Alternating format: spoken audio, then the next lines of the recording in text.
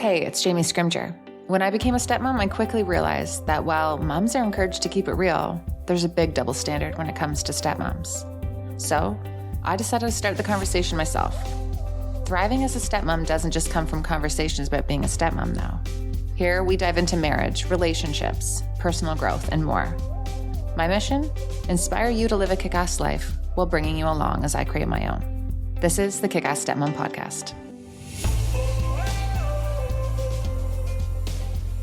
Hello. Welcome to the KICK-ASS Stepmom Podcast. Okay, guys. Sometimes I literally have to pinch myself about the conversations that I get to have on this podcast. Like how I get to have conversations with such inspiring thought leaders and strong women in our society, it blows my mind. But today is one of those moments. I just want to pinch myself. So today's episode is with Eve Rodsky. So she is a New York Times bestselling author and the founder of Fairplay. So Eve took her Harvard-trained background in organizational management to ask a simple yet profound question. What would happen if we treated our homes as our most important organizations? And her New York Times bestselling book and Reese's book club pick, which is super cool, Fairplay, is all about rebalancing the domestic workload in our homes. And when I say that, I'm just talking about how women are doing so freaking much. In this episode, we dive into the Fairplay method, the unequal distribution of unpaid labor within the home today, how this comes into play for stepmoms, and why this year I was really resentful of Darren and the role that I've played within our home. We talk about communication, creating shifts in how you're running your home, and yeah, honestly, this episode is so good. Now, we also mention cards within our conversation. So I want to give you a quick little rundown about what these cards are, just in case you're like, what are they talking about? So Eve has created the Fairplay method card. So this is a couples conversation deck where you go through and you distribute or divide tasks that go into running the household and much of the unpaid labor within the home. So it helps keep things into perspective and evens out who's doing what. It's just a great tool for couples. So when we say cards, that's what we're talking about. Now, if you haven't grabbed a copy of Fairplay, I highly recommend I listen to it on Audible. This is such a powerful conversation. And yeah, I just know that you're going to get so much out of it. So let's dive right in. Eve, welcome to the KICK-ASS Stepmom Podcast. So excited to have you. Thank you for having me. I'm so happy to be here. Yeah, this is going to be a good one. It's just such a timely conversation too. I feel like your work and just where women's mindset right now, it's like everyone's just craving this shift. And I feel like all of a sudden your work came into our world and it's like, oh yes, these are the conversations that we need to be having. Like people just weren't quite sure. They knew something needed to change, but weren't quite sure how to do it. So pumped to have you here. I would love to start with, the story of you and your girlfriends. I think you guys were all out for just like a lunch or something. You had done a run or something. Yeah, breast cancer march. Yes, and a lunch. Yes. Yeah, because this inspired all of your work and it couldn't be more relatable. So let's start there and then we'll, do the thing. Sure. And by the way, I want to just say you used a word earlier just now that I think is really important, the word shift, because this is actually not a start.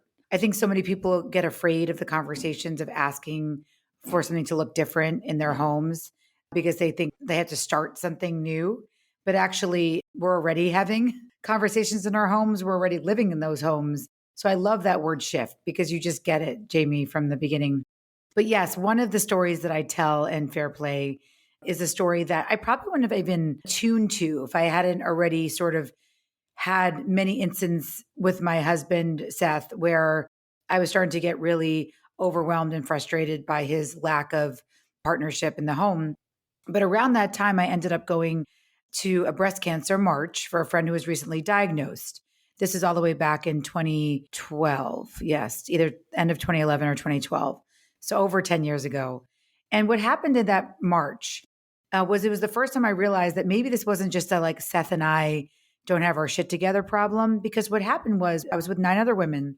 Not all are married to men, but those who are were with me. And then what I noticed was that around noon, I like to say we sort of became like the reverse of Cinderella, where we turned into pumpkins because we were having this morning. We were all wearing like glitter and all pink and, carrying signs that said not just a woman's problem. And this sort of girlfriend's getaway vibe, even though it was in the context of breast cancer. But then around noon, our partners started to text us. And again, it was the awareness. I probably wouldn't have been aware why other people were on their phones, but I started to look over people's shoulders and I noticed that we were all getting similar texts. So my friends were getting texts like, "Where is Hudson's soccer bag? If you want me to take him to practice, you didn't leave me, his uniform. What's the address of the birthday party? Did you wrap a gift? Our children have pants, like we can't go out of the house without pants." But my favorite was my friend Kate's husband. And he texted her, again, remember, this is noon. "Do the kids need to eat lunch?" And so what I remember about that day was that this was one of the first acts of resistance, Jamie, that I had in my new understanding that this may not just be a Eve problem. And so what I asked those women to do that day, because we were all supposed to have lunch together and none of them wanted to stay because they all had quote unquote too much to do. They had to go, relieve their partners, bring the soccer bag, bring a perfectly wrapped gift to a birthday party. I asked them to count up how many phone calls and texts we had received. And it was 30 phone calls and 46 texts for 10 women over 30 minutes. And that's when I knew that I had something here, that I wanted to have a conversation that was a shift, as you said earlier. Wow. Yeah. It's so many things to say. And there's like so many events in my own marriage that are popping into my head too. Yes. And so from there, can you kind of give us a bit of a rundown on how, you went from that lunch to writing this book and creating kind of the movement that you've created? Yeah. I mean, again, I don't think anybody wakes up and says they want to be an expert on the gender division of labor, Jamie. Just like, I'm sure your podcast was not something you thought about. And, when you want to be when you grow up in 3rd grade, right? Yeah. But very helpful and important. Your work is, right, too. And I think it does come obviously from our own personal experience. A lot of people joke that research is really me search. But for me, what I think started to happen was I realized that there was no resources out there where I wasn't either being told to become a gray version of myself, where I would be allowed to be a parent, step parent, or a step parent in your case, a partner and a professional. Like I was allowed to be those things. But if I wanted to be unavailable, if I wanted permission to be unavailable from those roles and to do something outside of those things, I didn't see anybody giving us permission to do that except for sort of the eat, pray, love idea where you could just sort of walk away from everything and start over, which I think is, it's a fine narrative, but it's also a very privileged narrative. And a lot of people are not in a place to do that. So I was looking for a non-grade version of myself where I possibly could stay in my marriage, where I also wouldn't have to eat, pray, love, and start over. And there was no resources sort of for that middle ground, that we could still take agency in our own lives as women, even though we're breathing polluted air. I saw a lot of, well, until we get paid leave and until we get universal childcare, mothers are going to die of stress in America. Like that's absolutely true. But again, how is that helping me in the moment? Like I have to have a both and, that I could take agency in my own life while fighting for these bigger, as you said, those movement ideas. There was nothing there. There was just sort of the how to organize your life or your junk drawer, like the life-changing magic of organizing your junk drawer. So what I decided to do was take my legal lens, because I work for families that look like the HBO show Succession. But what I do for those families is I treat their homes, their family businesses and family foundations as the most important organization. And I bring grace and humor and generosity into systems to make decisions for those really, really complex organizations. And one day I thought to myself, well, my home's also an organization. And I wonder if some of the same tools that I've been using for a decade with my clients would work for my own home. And that's sort of how the Fairplay system moved. I put on a whiteboard, literally, the 3 words that I teach my clients, which was that every successful organization has to have 1, boundaries, 2, systems, and 3, communication. And I started to play with what that would mean if I was going to bring it to sort of average, everyday households. I'm a huge lover of Element. It is my go-to electrolyte drink and a longtime sponsor of the podcast. So yes, Element is a tasty electrolyte drink with everything you need and nothing you don't. That means lots of salt and no sugar, no artificial ingredients, no coloring, no BS.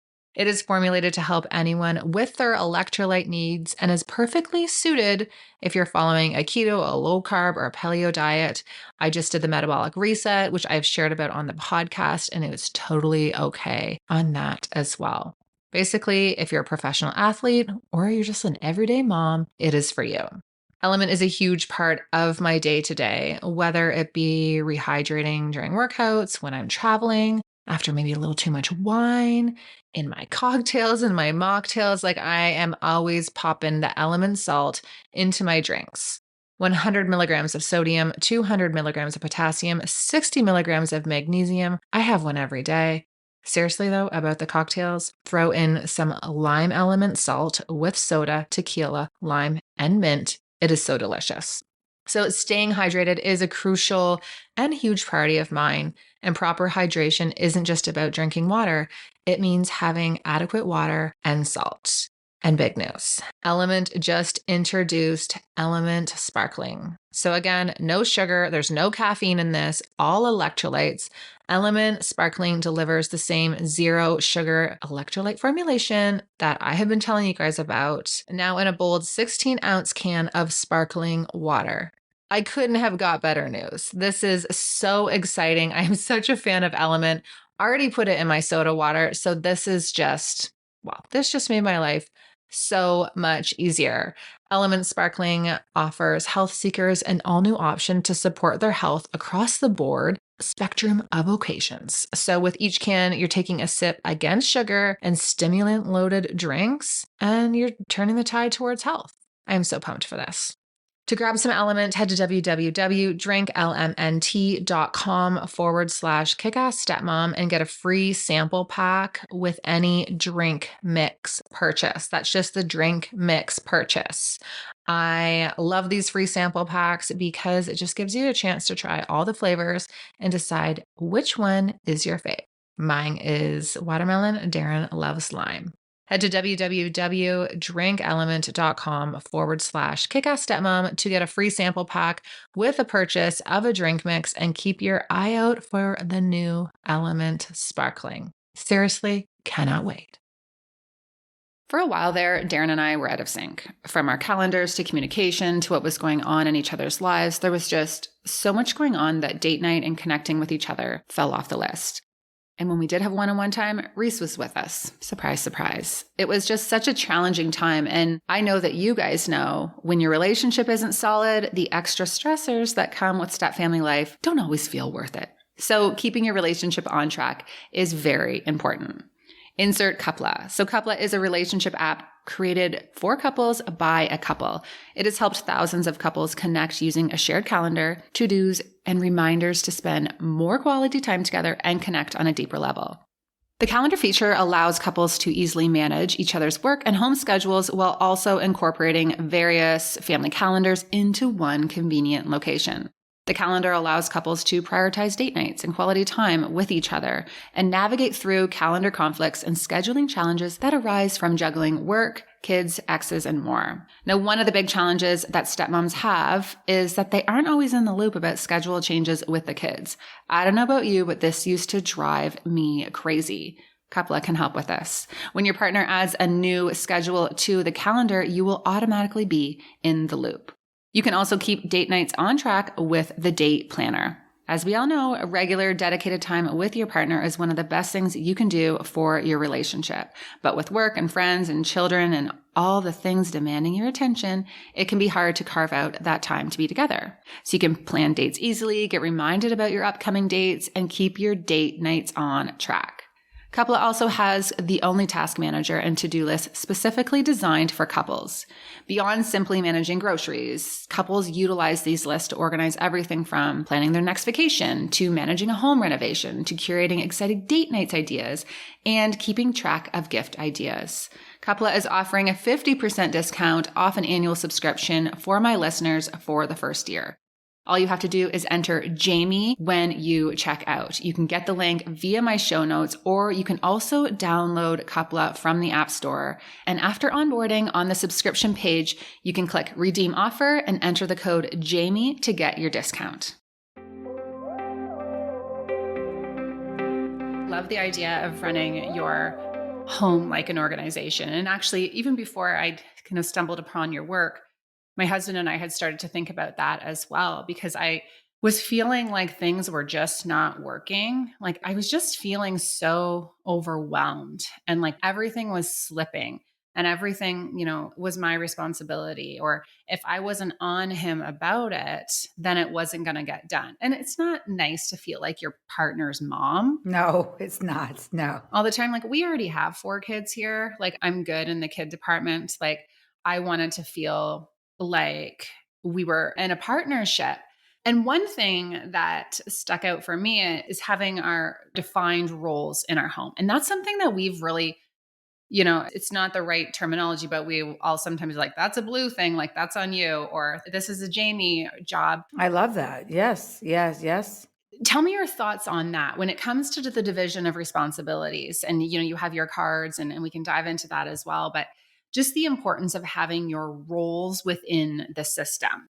Well, I think it's the only thing that matters, to be honest. I think the 3 words that have literally ruined family organizations, I think before sort of Fairplay were figure it out. I heard it hundreds of thousands of times probably at this point. What are you going to do? Who's going to wash bottles when the baby is born? Who's going to do middle of the night comfort?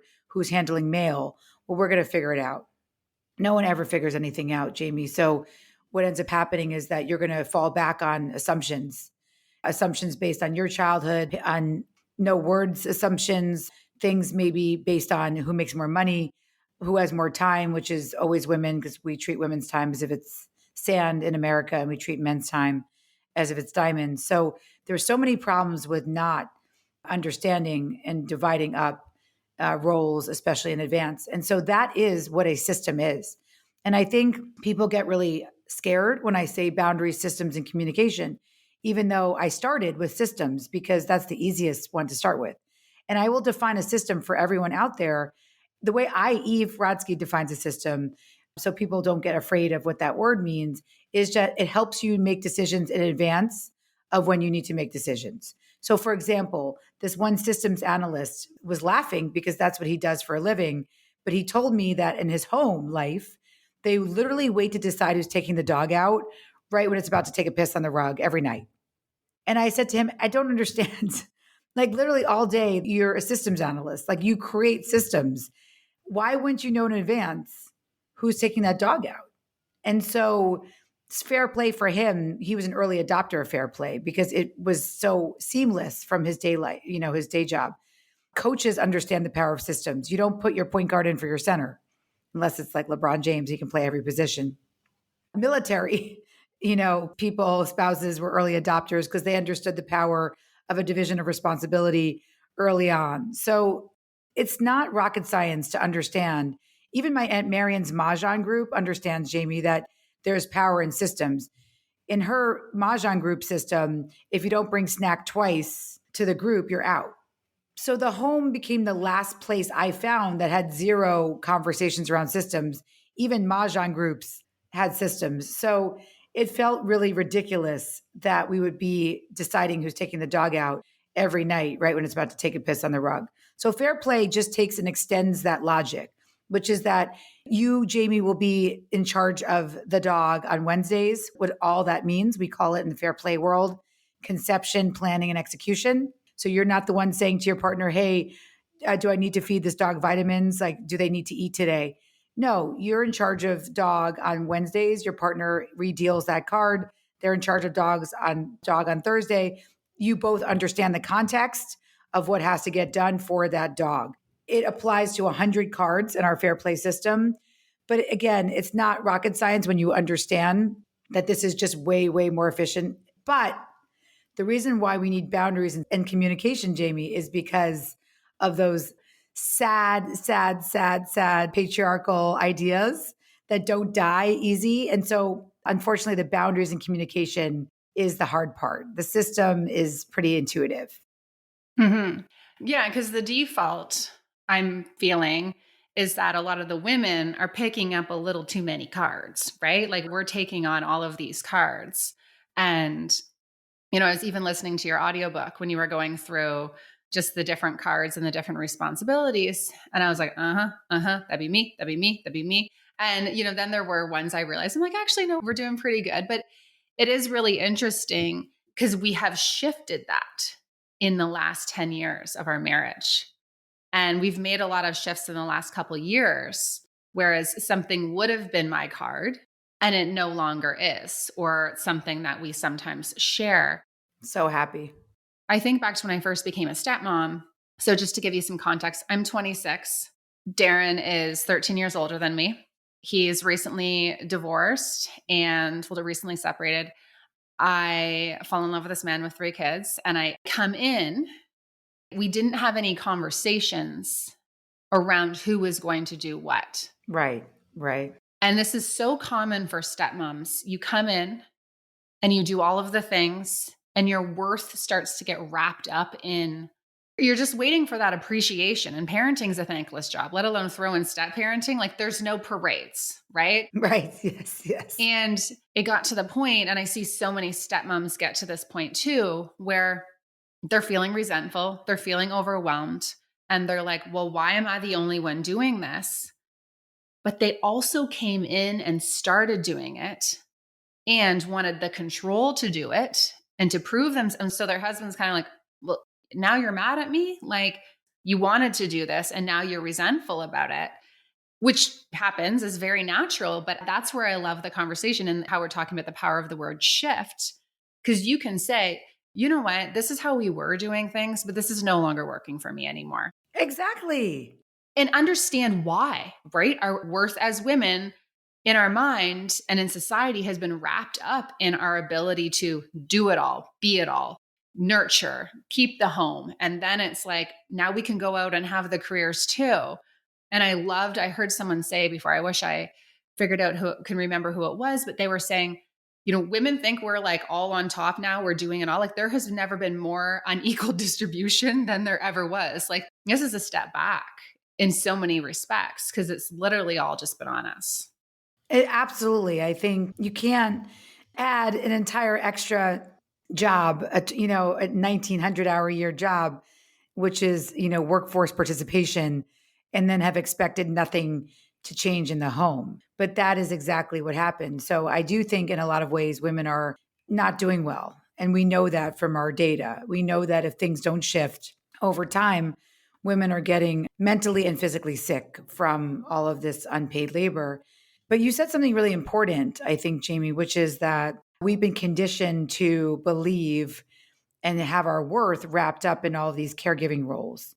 And I think that is a very, very powerful tool of the patriarchy.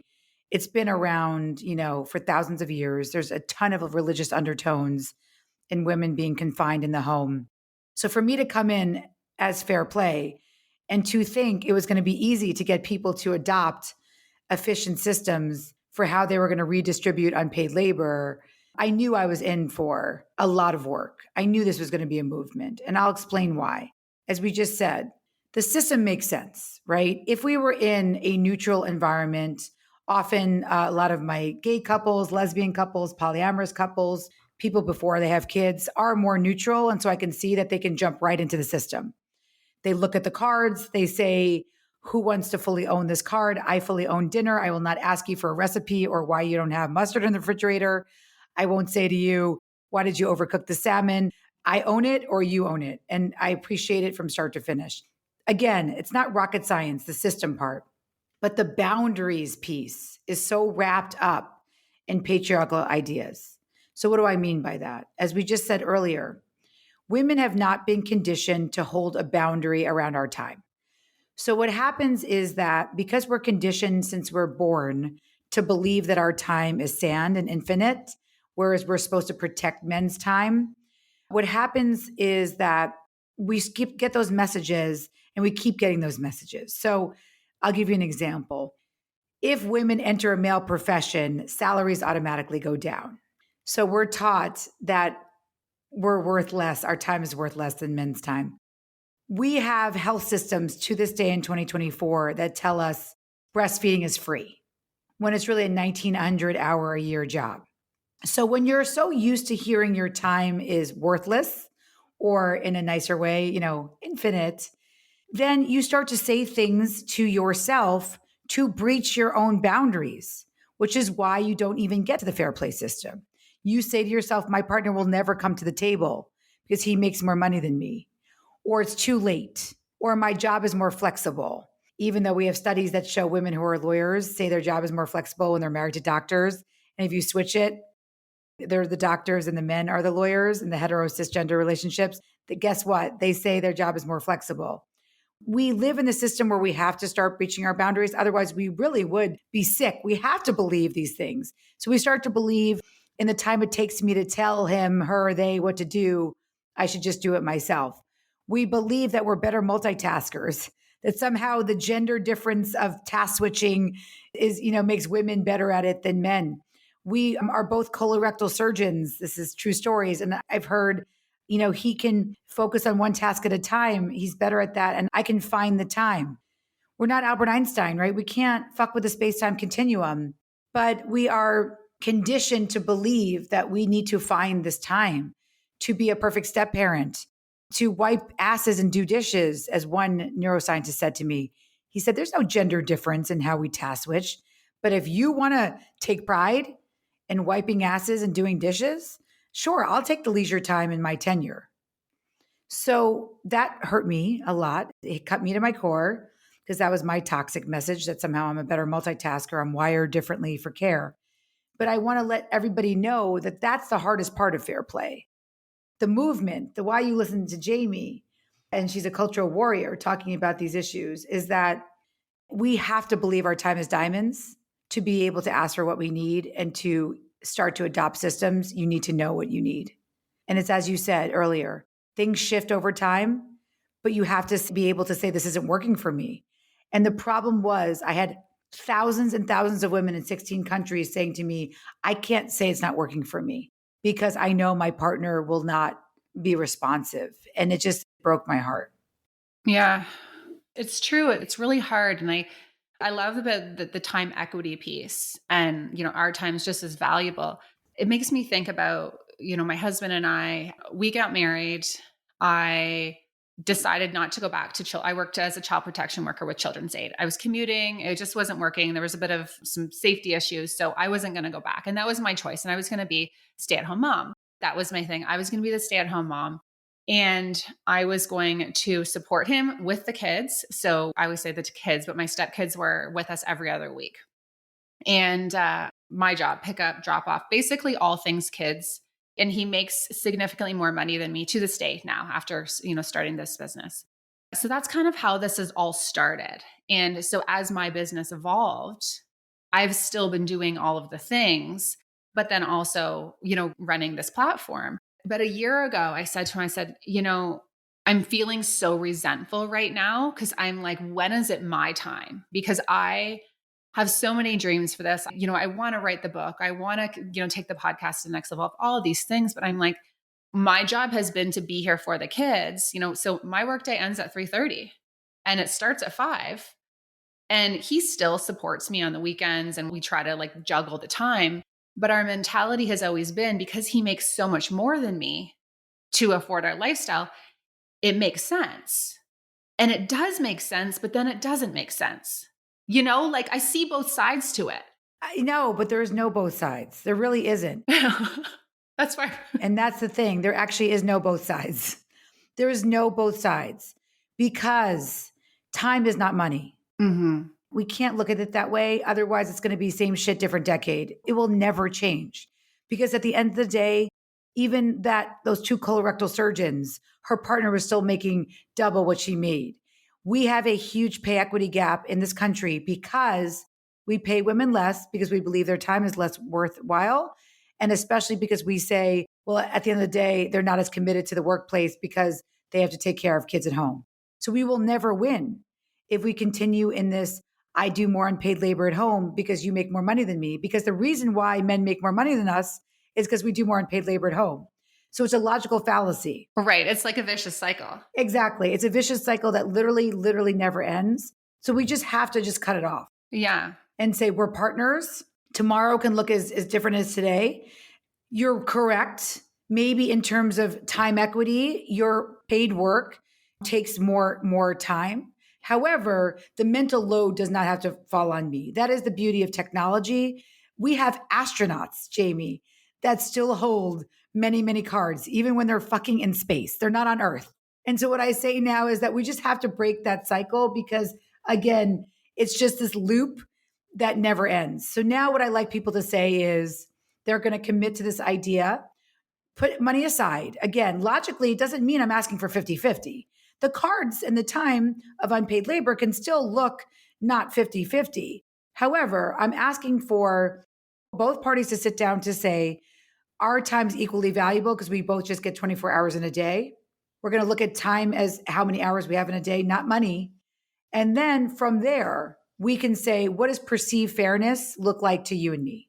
That's just the 2 questions that I think will be the judge of people's relationships over time. Yeah, for sure. I love that. Sorry to get so passionate about that, but I get very passionate about that particular argument. No, for sure. And I totally understand it. And, from our perspective, I understand why we did it that way at that time. That was working and then it wasn't. Absolutely. Exactly. Right. And that's where, again, we're going back to that shift. This is no longer working. This is no longer making sense. So as women are shifting and our roles are evolving and our work is evolving and we're growing and all of the things, having those conversations. And so it was interesting because he said to me, he's like, well, when I retire, then it's going to be all you. I said, no. Oh my God. No. Yeah. And he thought he was saying something like, and I have to say, my husband is like, there's no shade on him. Again, I'm sure he's a wonderful, and by the way, that is what I also caveat. I forgot to do that. Instead of a trigger warning, what I always say is, let's just assume that 5 times we're going to say our partners are the best things ever. Because as women, we're not actually allowed to criticize our partners just by itself. There always has to be the caveat, oh, he's the best person ever, because we're not allowed to actually share how we truly feel about things, even if they are the best partners ever. So I like to say, I hear you. Everybody in the world will caveat, I'm so happy to be in this relationship, but we don't need to do that. That's okay. It's okay to criticize relationships out loud because we haven't done it for so long. And it's actually really important for other women. So yeah, yes, I want to say that to everyone out there. It's a both and. You can still be very happy and feel very lucky to be in a relationship and understand that the way things are going in that relationship are not serving you any longer. And realize that there are other options other than the eat, pray, love model. I never understood the difference or the value in investing in good sheets for your bed until I started sleeping in Cozy Earth's bamboo sheets. They are literally unreal. It is such a different experience. And for the last several months, I have had this urge to freshen up our bedroom with new sheets and a more clean vibe and just a fresh vibe. And I've been looking for the perfect quilt to go at the end of our bed. And Cozy Earth pulled through again. I finally found the perfect one. So I got a new crisp white duvet cover, new sheets, and a quilt, and it really is looking good. Guys, you can feel the difference with their best-selling bamboo sheets made from 100% premium viscose from bamboo. They are temperature regulating, which is key, because if you know, you know. They are so freaking soft and have this oversized fit and a gentle drape, which I appreciate because it drives me wild when sheets or duvet covers aren't big enough for the bed. Like you can see the sides peeking out. I seriously hate that. So these sheets go right to the bottom. They're very deep. It just looks so good. And they get softer with every wash. For the quilt, I ended up getting the linen box quilt. I got the natural color. You know, I love my neutrals. And it is woven from the finest blend of bamboo viscose and French flax linen. The quilt's texture and breathability, it's so soft and it is perfect for year round, which I love because I like to keep things simple and I don't want to be switching out my sheets or switching out my bedding for winter or spring or summer. I just want to have it work all year round. So guys, it is looking good. It is so beautiful. Cozy Earth has been a long-term sponsor of the podcast, and I have been sleeping in their sheets. I have been wearing their PJs and their loungewear for years. They are so comfortable, and it's no wonder they have been on Oprah's Favorite Things year after year. And I'm pretty sure that I just saw Kim Kardashian wearing their PJs on Instagram. I've had listeners reach out and tell me that they got themselves some Cozy Earth after listening to the podcast, and they too are obsessed. So Cozy Earth generously gives listeners of the KICK-ASS Stepmom Podcast 40% off your order. So all you have to do is use the code CozyJamie40 at checkout and get 40%, which is crazy. Such a great discount. So head to www.cozyearth.com, use the code CozyJamie40 for 40% off.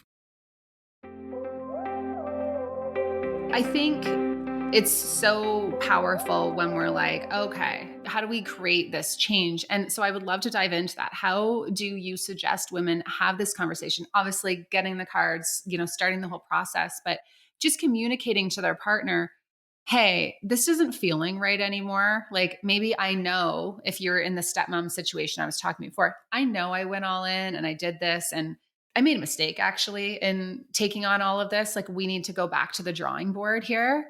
How do you suggest women have these conversations? Well, first of all, I'm so glad they have you. I mean, I think, again, especially in the step parent world, there's a power dynamic issue. And so I appreciate you really raising these issues, right? Because again, typically there's a power dynamic because there's another party involved. Those kids have another possible parent. There's usually a monetary issue, like you said, it involved. So it is harder to come back to the table. So again, I appreciate your honesty, Jamie, because other people will feel like they don't have that power to come back to the table. But God forbid, we're not talking about abusive homes here.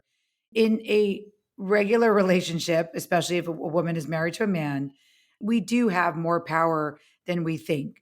But I think what happens is, I'll give you an example that I think illustrates to me what happens to a lot of women on maybe a less sort of in funny scale. During the pandemic, we were doing the Fairplay documentary. And again, you can find that on Hulu. It's a fun way to introduce Fairplay to your partner because there's a lot of, oh my God, we're normal moments from lots of different couples. But we were looking to cast people. And there was a Facebook group out of the UK that we were sort of watching called The Reasons I Hate My Partner and Kids During COVID. And there were 27,000 members in this Facebook group. And one day a woman posts something like, if my husband dies during COVID, it'll be because of me, not the disease. So I sort of thought, okay, that's irreverent and interesting. So let me reach out to her. So our team reached out to her in DM saying, hey, we're doing this documentary. We'd love to know how you communicate about domestic life. So she writes back and she says, thank you so much for your inquiry. I don't communicate about domestic life. This is my safe space. So I bring that up because I want to just reflect on this idea that this woman felt that publicly threatening to murder her partner in front of 27,000 strangers felt safer to her than talking directly to her partner. How have we gotten there? And that is why I often say, if this doesn't feel triggering to you and you're like, oh, love my partner, yes, we're still dealing with the piss on the rug, you can go straight to the system. Use the Fairplay cards. That's what we said. It's a system of ownership. I laid it all out for you. How to own one or all of all 100 cards. There are 4 suits. You can go into each suit where you're lacking in what suits you're doing great at. The system is for you. But for those of us who are that woman in that Facebook group, typically we have to do internal work on ourselves to feel worthy to be able to have these conversations. And we also have to do work on how we communicate to our partner and to people. That is not saying oh, all the emotional labor has to fall on women, Eve. You're just the worst because you're making women do more. No, typically the aggrieved is the one who has to bring it up. The oppressed do have to change their situation. It's just the way it is because the system is not working for you. You are allowed to have that agency to say, this is not working for me. So the reason why I bring that up is because typically of the boundary systems communication, Jamie, if somebody's having a hard time bringing this conversation up, I recommend, if this feels triggering to you, you're not going to go straight to the cards because that will be a disaster. You're going to say, I do them all, and it'll become just more of a resentment party. What's going to happen is you'll start to just think and journal and work on yourself about how do you view your time? Did you come into a situation like Jamie where you arranged something that you felt like was perceived fair then, but is not being perceived fair now? Write about it. Listen to this podcast again, because you're going to have to do some work on your boundaries and communication. And unfortunately, this is no quick fix. Fair play is not a quick fix. It's a lifelong unlearning that we're here for you for. And so that's a long answer, Jamie, but I did want to say how important that is. That to get started, I need to know where you are. And typically, if you are ready to go, maybe you don't have kids yet, you're pregnant, your partner's reading all the Emily Oster books, start with the Fair Play system.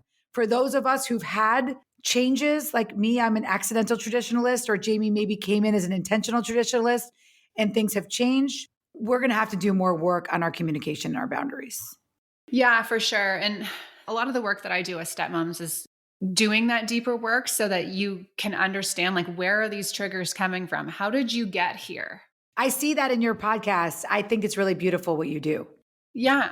What stories have you been telling yourself? And then you find yourself, I really believe we're here to learn. Each one of us has like a theme or a lesson that we really need to learn.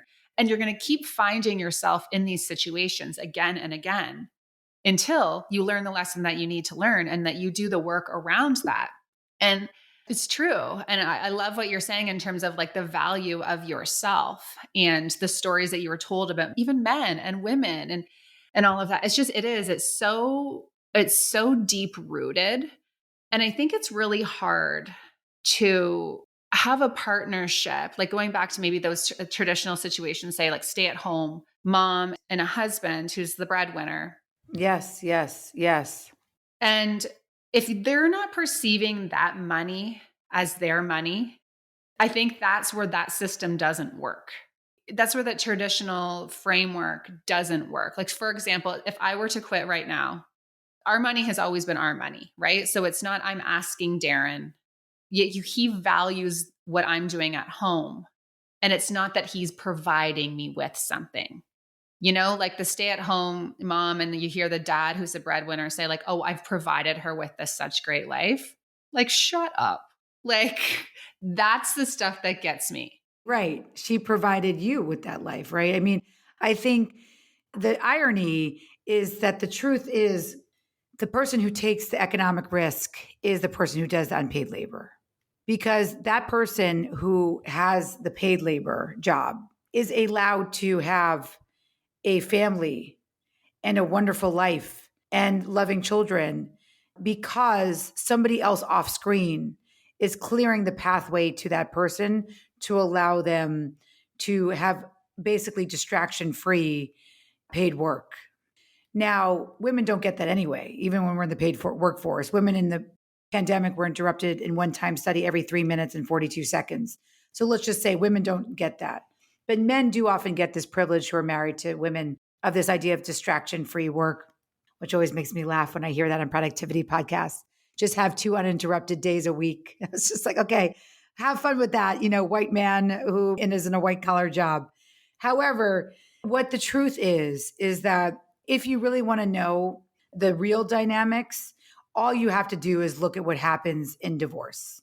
So Fair Play has a very big piece of our movement is in the family law space. So, and we get more involved every year. And so what do I mean by that? Every single day on the Fair Play channels, we get another woman. Sometimes it's 5 women, could be up to 12 women who come to us saying, I was in the intentional. We have 4 personality types in the Fair Play book. Intentional traditionalist. Somebody says caregiving is what they always wanted to do. Typically, there's a religious aspect of that. accidental traditionalists, which are like me, who started off making more money than my partner and slowly eroded that over time in favor of his career. And I did more and more unpaid labor. Then there's the new super women who are the ones who are the breadwinners and holding all the cards, and they're the ones getting incredibly sick. And then we have the collaborators, which is what Seth and I have become, and Jamie and her partner sounds like have become as well. And those are people who have perceived fairness in their relationships and work on it. But for the intentional traditionalists, we have them come to us saying, I was an intentional traditionalist. My partner is leaving the marriage, and here's my situation. And it's always the same, no matter what state we're in. That person did not value unpaid labor. They would demean their partner by saying they were uninteresting. They ate bonbons all day. They have affair with their colleagues. They say things to their partners like, you're just a stay-at-home wife. That person's then a skill set in their workplace or what they had from college is diminishing over time because they haven't used those skills in a paid workforce setting. And then they are in a alimony dispute where a person says, well, it was their choice. They wanted to stay home. And because the family law courts are very patriarchal, they will say to that woman, you ate bonbons all day. It's your fault that you have no skills. And they order you in every state a version of a duty to become self-sufficient. And typically, unless there are premarital, there are assets like a home where you both put money in and that person didn't bring their own money to the partnership to pay for that house. Typically, the woman ends up leaving with a duty to become self-sufficient and very, very little economic power.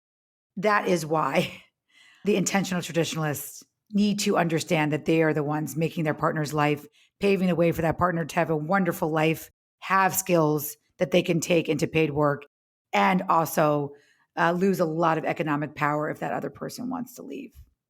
Mm-hmm. Obviously, I'm sure you can imagine in my chat room, there's a lot of conversations about child support. And obviously, I think Canada has such a different system because I do think there are, yeah, we do have a lot better. Canada does, by the way. Yeah, in our research, Canada is way better. Let's just say that. It's not perfect, but it's way better. The defaults are way better. Yeah. So in terms of our like alimony and child support, Darren and I have always had a lot of conversations about, we think the system is really flawed here in that the people who need it the most and who deserve it the most don't get what they deserve in terms of the support payments. And then those who maybe don't need it as much, it becomes a windfall. So there's kind of like, this is a whole other podcast about how we would rewrite the system. But I do think when I'm in these chat rooms and there's a lot of stepmoms upset about the alimony and the stay-at-home mom and she doesn't even work. And that was the plan, right? And I'm like pro alimony, Well, that's it. I was going to say for your community, I hope there is more empathy for why your partner is still paying alimony and child support to that other partner.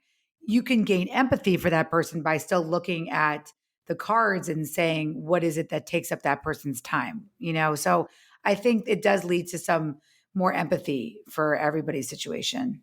Yeah, for sure. I just think, I'm all for the alimony. Darren and I have had conversations about it. And he's like, well, what are your thoughts? I'm like, I would deserve every goddamn penny. Like I've said it to him. And by the way, I will send you the Fairplay prenup that we're working on or postnup, but you don't even have to sign it. But I'd like for everybody to do on this, where we're going to start to put up more and more resources for postnup conversations for people who are in intentional traditionalist situations where they have taken a step back in their career to do unpaid labor. So they're there for you. Those resources will be there for you. So just keep waiting. Fairplaylife.com has all of our resources, but soon we're going to have all of these sort of postnup, a lot of resources for people to have really important conversations, money conversations. I love that. Now, do you have time for one more question? Of course. Okay. So something that really hit when I was listening to your book, and it was one of the women was asking, why is change on me? And you kind of touched on this earlier, but you said, I think you quoted someone, but you said one person needs to initiate change to proactively change the whole system. And this really landed for me because I know, when I'm working with stepmoms, a lot of stepmoms are like, the system's out of control. Like their co-parenting's out of control. The ex is out of control. My husband's not doing this. Why am I the one who needs to do the work? Why am I the one who has to change? It's like, well, you don't, but you can sit and wait for everyone else to change or try to change another person. I've tried both. It's not an effective strategy. Doesn't really work. It's true. If you want change, it's on you to make it happen. So can you elaborate a little bit more on that? Because I think it's such an important message for anyone. Like we have to stop playing the victim and start taking control of our life. Absolutely. Look, this is not a self-help, you can gratitude journal your way out of these situations. We're not saying that. But I think what Jamie just said is what you just said is spot on. The question I ask when people say that to me is two things. What is the alternative? What's the alternative? It's what you just said. Okay, so we know what the alternative is. You're in it. And you're saying that it is really not making you happy. There is high stress. A lot of words we hear are overwhelm and boredom. Like these are not ways that you want to live. So I guess that's what I always say is what is the alternative? And then for making change, my mother is a change specialist. She works in sort of systems change, of course. It's sort of like a family enterprise. She's always worked in social work and sort of community organizing. Small communities can make these huge changes. You think, how did we get 911? These were not things that the government just often had. It was like private foundations working with communities because there wasn't emergency response system. We don't know our history, but what she likes to say is the metaphor of the kaleidoscope. If you think of a kaleidoscope, I don't know how many of us still even have those in our homes, but a kaleidoscope is so beautiful because literally you see that if you move something 1 millimeter, the entire kaleidoscope vision changes. That is how I feel about these issues. Move yourself a little bit on your boundaries. Move yourself a little bit on your systems.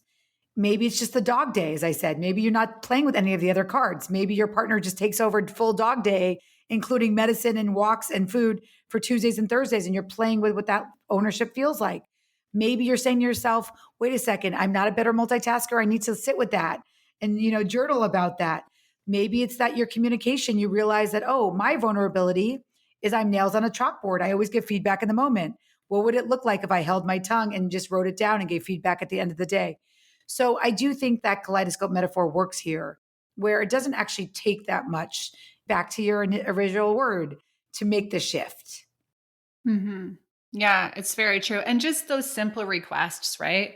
Asking for help, being okay with it not being, and sorry, I shouldn't have said help because it's not help. We should be. No, that's right. But we say that. Yeah, asking for partnership. But I like that you started that because that's a great interruption of our tropes. So I love it. Thoughts. Yeah. Making requests or, this would be very helpful for me if something that Darren and I do, and it changed our marriage at the beginning of the week, say anything I can do to support you this week. Like, what do you need from me this week? And he's like, I need you to Wednesday, Thursday, I'm going to need to go for a run. Can you support me in that? 100%. Right. So he's not coming home with this honey to-do list where I'm like, you got to do all this shit. Right.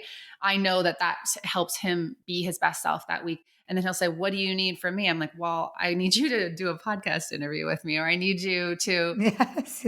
give me some space on the weekend because, I have all of these activities for Reese or for the kids this week. So having those touch points too and checking in, I don't think we look at our partnerships as partnerships enough. And having almost if you work in the workforce, there's team meetings and you're touching base with your team on a regular basis and shifting when things aren't working. You're going back to the drawing board, you're auditing, doing those things. So I just wanted to kind of add that in and just the simple act of making request instead of nagging and making accusations can just go so far in your marriage. You just have to be okay when they don't do it exactly the way you would. And that's, a thing. Yeah, of course. But again, that typically is solved by making communication a practice. In the Fairplay world, we call it, instead of nagging, we call it the random assignment of a task. Whether it's a man, woman, all genders, nobody likes to receive a random assignment of a task where there's no context. Why is the cereal not away? What? I have to put the cereal away, right? The groceries card holder should be in charge of putting those groceries away. And then you can redeal the entire card in advance. But typically when we are in non-practiced communication, it comes out as feedback in the moment. When we view communication like a practice, like exercise, we understand that there's power in the check-in. As you said, that Monday morning, what can I do to help us? We are here together in a communication setting to listen to each other when emotion is low and cognition is high. That is a very, very important part of the communication practice. And I'm so glad that you model that, because the more we do that, the better we are. I love that you just said when emotion is low and cognition is high. Like that. That's the only time you want to be talking. And by the way, I did it the other day. I held my tongue with my son. I'm like, I'm not going to say anything to him. I'm not going to say anything to him. And then I was like, Ben, oh my God, you were on your phone for 90 minutes. You didn't practice. Like, I can't believe that you made those choices. That's loser choices. And I was like, I said I wasn't going to say anything. Like, why did I do that? And then I had to make all this repair the rest of the day, where I knew that if I had just written it down and spoken to my son at night, I wouldn't have had to go through all the disrepair and then the repair and then the more repair. So it's just so much less time if we learn to hold our tongue, not give that feedback in the moment, and just to write it down and talk about it when emotion is low and cognition is high. Yeah. You know how I was saying everyone has a lesson? That's been mine. Just like learning to just shut up. That's been I know. I need to shut my verbal assassin mouth up. Yeah. So good. Well, thank you so much. This has been so good. And I know that it's just going to be powerful for everyone listening. And so I'm going to link your book. I'm going to link the cards, all the things. I'm so excited for that resource for was it the traditional? Yes. Yes. For the intentional traditionalists, we're going to have some new resources for you. It's going to be called Post-Nup Conversations. So look out for that on the Fairplay Life website. Okay. I'm all over that. Thank you so much. This has been such a treat. Jamie, you're the best. Thank you. That's it for this one. Thank you so much for tuning in. And if this episode resonated with you, I'd be so grateful if you could share it with someone in your life who you think could benefit from it. And if you haven't already left a rating and a review on iTunes, it really is the best way to support the show. And if you're craving more real talk and coaching and community, be sure to check out my membership, the KICK-ASS Stepmom community. Head to www.kickassstepmom.com to learn more.